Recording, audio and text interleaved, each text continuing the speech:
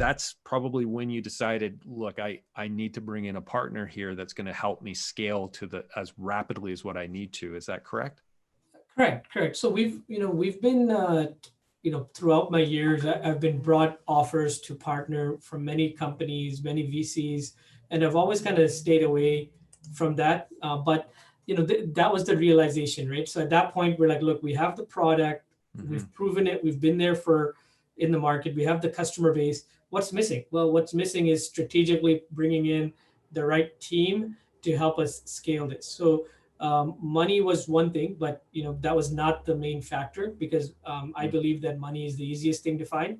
But the biggest factor for me was identifying a team that was strategically aligned with my vision and aligned with the skill sets that we don't have that bring it in and enable us to grow and think at the level of a scale of a 10x or 20x scale. And that's where I realized that we had to bring someone in. And I had been talking to many groups for a while, and the current VC group kind of was seeming like it was the right choice. We finally pulled the trigger, and that what really helped us in turbocharging what we're doing is it brought in some money, but it was strategic money because it brought in expertise, and they in a matter of months they educated me on things that I didn't know around scaling the company. And then we just at that point we had the money to then strategically target those areas and see immediate growth. Yeah, and so this is an interesting point, and I just want to emphasize this a lot because I think a lot of times when people think of venture capitalists, they're thinking they're just getting an infusion of the cash.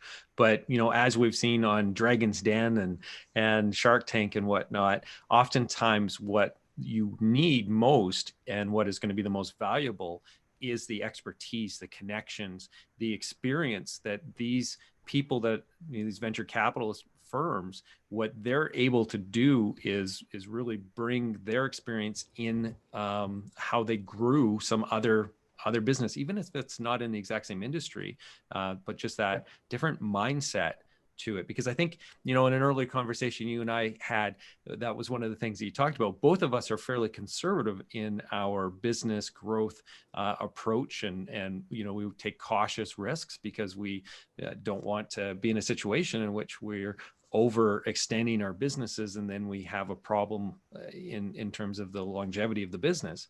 And so it's something like this, when you're having to invest a lot and it's that narrow window of opportunity, there's a lot of risk there in throwing all your kind of your eggs in one batch there, so to speak. And so it can be intimidating, but with these guys, they've shifted your mindset around that.